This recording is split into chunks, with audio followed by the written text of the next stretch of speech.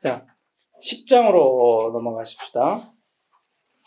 10장은 이제 창조주 하나님에 관한 성경적 교리 제 1절의 제목이 그런데, 이제 이 전체 제목이 성경에 나타난 참되신 하나님과 미신과 우상숭배의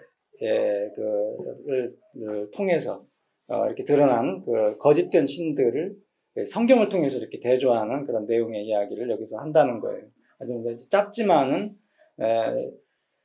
아주 중요한 어떤 서론적인, 이제부터 말하려고 하는 삼위일체, 섭리, 창조, 피조물, 이런 그 일권 전체의 나머지 부분에 대한 서론 역할을 하는 챕터입니다. 자, 어떻게 시작합니까? 하나님에 관한 지식이라고 하는 것. 이게 우리의 우주의 구조와 모든 피조물에게서 아주 명백히 나타났음에도 불구하고, 그의 말씀, 성경에서 더욱 생생하고 더욱 상세하게 계시되었다는 것을 우리는 앞에서 배웠습니다. 이런 말합니다. 그런데 이제 여기서는 성경 가운데서 보여주신 것과 앞에서 그 우주 구조와 모든 피조물에서 밝혀진 대로 자기 사역에서 자신을 묘사하신 것이 동일한지 아닌지를 생각해 본다는 것은 유익할 것이다, 이렇게 이야기를 하죠. 그러면서 이제 두 번째 절로 넘어가면은, 성경이 묘사하는 하나님의 상은 죄를 엄히 벌하시면서도 선하고 인자하신 하나님이시다라고 하는 내용의 이야기를 이제 우리가 살펴보게 될 겁니다. 그러니까 이 성경이 말하는 것과 우리가 경험을 통해서 알게 된 하나님은 같은 분이시다라고 하고, 이 앞에서 확인한 그 내용을 지금 2절에서 우리가 확인할 수 있습니다. 이 이야기를 이제 칼빈은 출애굽기 34장 6절로 7절의 말씀을 인용하면서 해설하면서 설명하고 있습니다. 같이 출애굽기 34장 6절로 7절의 말씀은 하나님의 얼굴을 초상화처럼 보여주는 구절로 우리에게 말하고 있죠. 168쪽으로 넘어갑시다. 출애굽기 34장 6절로 7절에서 모세는 이런 이야기를 했습니다. 여호와께서 그의 앞으로 지나가시며 반포하시되, 여호와라 여호와로라, 자비롭고 은혜롭고 노하기를 더디하고 인자와 진실이 많은 하나님이로라. 인자를 천대까지 베풀며 악과 과실과 죄를 용서하나 형벌받을 자는 결단코 면죄하지 않고 아비의 악을 자녀 손 3, 4대까지 보응하리라. 자, 이 본문 속에서 우리는 여호와라 여호와라라고 하는 두 번 반복된 그 장엄한 이름을 통해서 하나님의 영원성과 자존성이 선언된 것을 보게 된다. 칼빈이 이렇게 이야기를 합니다. 그 다음에 이제 여호와라 여호와라 두 번 반복되고, 바로 그분이 자비롭고 은혜롭고 노하기 더디하고 인자와 진실이 많은 하나님이다. 인자를 천대까지 베풀며 악과 과실과 죄를 용서하나 형벌받을 자는 결단코 면죄하지 않고 아비의 악을 자녀 손 3, 4대까지 보응하리라 라고 하는 이제 말씀이 나오는데, 이 자비와 은혜와 인내, 인자와 진실, 정의, 요것들을 칼빈은 여기서 지금 완전성이라고 하는 말로 지금 번역이 됐는데, 이게 이제 소위 효력, 효능, 하나님의 어떤 그 능력, 그런 용어로 표현된 말이에요. 근데 이 완전성이라고 하는 표현은, 이 칼바르트의 표현이에요. 이게 소위 전통신학에서 하나님의 속성들이라고 하는 걸로 번역되어 왔던 말들입니다. 하나님의 속성, 어트리뷰트라고. 하나님은 어떤 분이시냐? 하나님은 무수부재하시고, 하나님은 전지전능하시고, 하나님은 사랑이시고, 하나님은 여기서 말하면 인내, 인자하시고, 자비로우시고, 많죠. 정의로우시고, 하나하나 이런 그 특성들이 하나님의 속성이라고 하는 것으로 이렇게 일컬어졌고, 신론 가운데 속성론이라고 하는 하나님의 소위 특성, 하나님의 어떤 성격에 대한 그런 교리가 있었어요. 교리가. 근데 이제 완전성이라고 하는 것은 이 칼 바르트가 만들어낸 그런 표현해낸 그 용어 개념이거든요. 예, 하나님 그 자체가 하나님 그 사랑이면은 우리가 사랑이라고 하는 것을 어디에서 이제 이렇게 그 완벽한 그 형태의 그것을 보게 되냐? 하나님이 바로 사랑이시다. 그런 성경의 표현대로 하나님은 그 자체가 사랑이시고, 하나님은 그 자체가 인자시고, 하나님은 그 자체가 인내시고 이런 식이에요. 그러니까 하나님은 완전한 그 자체 하나하나가 그런 표현인데 바르트 전공하신 분이 번역한 것 같아요. 예, 적절하게 능력이나 효력으로 번역하는 것보다 완전성으로 번역하는 것이 좀 적절하지 않을까 생각을 하고 번역한 것 같습니다. 이들 완전성에서 하나님은 자신에 대하여 어떤 분이신가 보다는 우리에 대하여 어떤 분이신가 하는 형식으로 나타나 있다라고 하는 거죠. 이게 이제 우리가 2장에서 봤나요? 2장에서 퀴짓 데우스가 아니라 퀄짓 데우스. 다시 한번 쓰면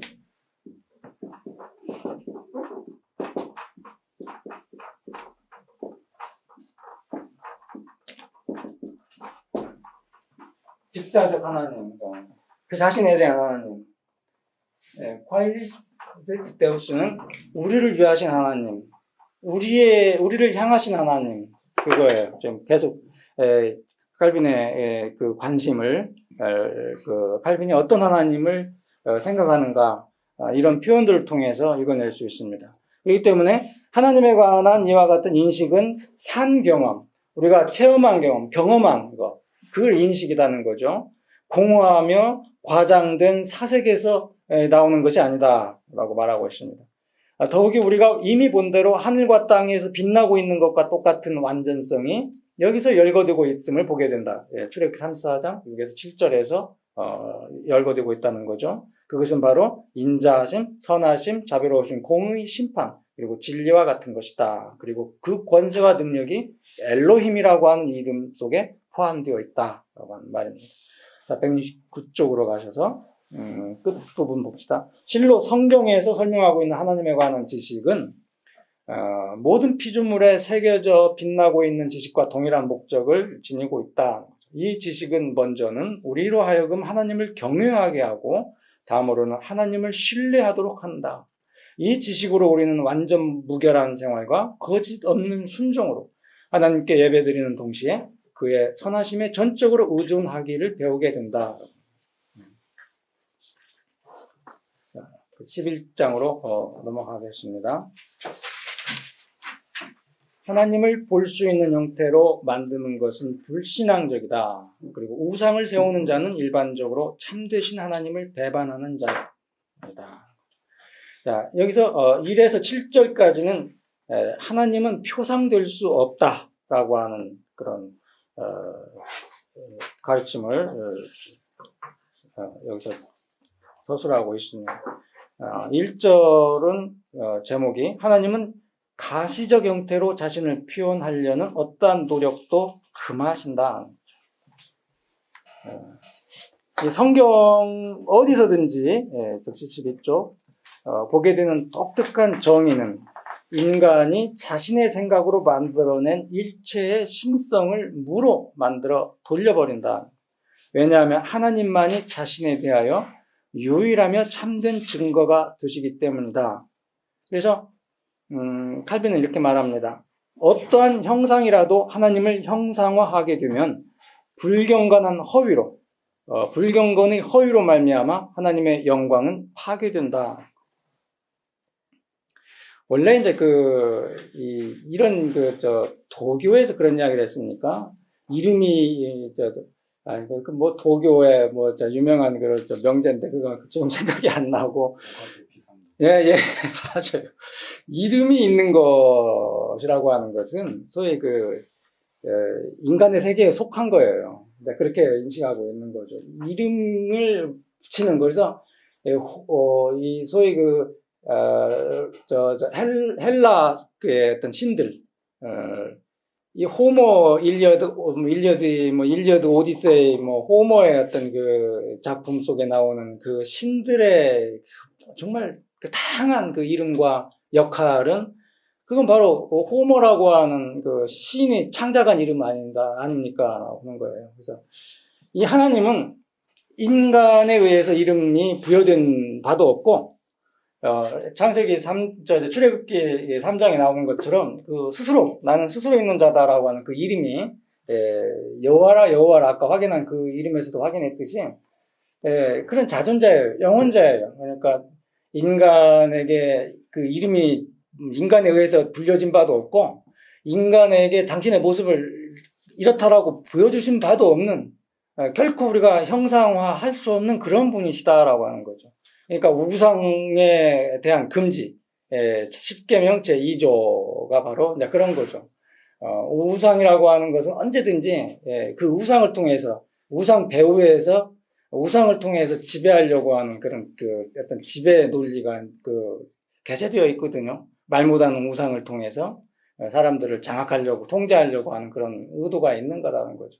하나님은 결단코 어떠한 형상이라도 형상화되는 것을 십계명을 통해서도 금하셨는데 바로 여기서 이제 칼빈이 그 십계명에 대한 해석이라고 하면 됩니다.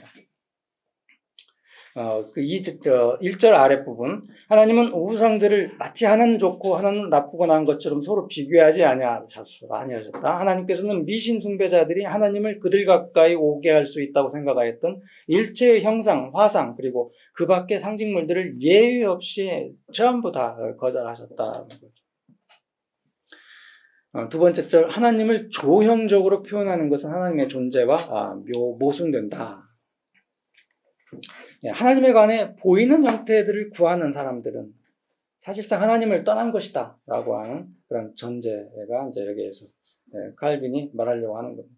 하나님은 눈으로 보아 알 수 없고 그의 음성, 다시 말하면 말씀을 들음으로써 알 수 있기 때문이다라는 거죠. 신명기서 4장 15절로 18절까지 말씀을 통해서만 들을 수 있고 알 수 있는 분이기 때문이다라고 하는 거죠.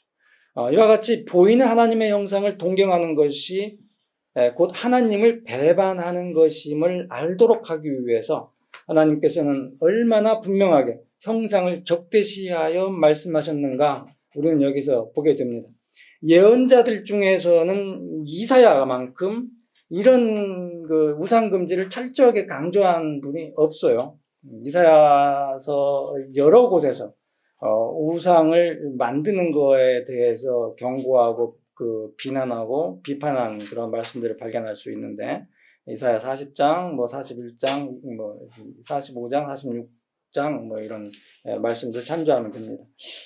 바울도 이제 사도행전에서 이와 같이 신의 소생이 되었은즉 신을 금이나 은이나 돌에다 사람의 기술과 고안으로 새긴 것들과 같이 여길 것이 아니다 라고 말씀을 하셨죠. 이런 말씀에서 명백한 것은 뭐냐면 인간이 세운 조상과 하나님을 나타내려고 그린 화상은 모두가 하나님의 위엄을 욕되게 하는 것이다. 그래서 하나님 마음을 불쾌하게 만들 뿐이다 라고 말하고 있습니다. 넘어가십시다. 3절 신적 임재의 직접적인 표징도 형상을 정당화하지 못한다. 자, 우리가 그 성경을 보면은 하나님께서 어떤 상징들로서 자신을 계시하고 계신다라고 하는 것을 우리가 보게 돼요. 볼 수 있어요. 그런 부분을. 출애굽기 33장 11절에서 지금 이제 성경에서 대면하여 보이신 것으로 이제 말하고 있다. 칼빈이 말하고 있는데 신명기 4장 11절을 보면은 구름과 연기와 화염을 통해서 당신을 보여주시고 또 이제 마태복음에서는 비둘기의 형태로 이렇게 보여주시기도 했다는 거죠.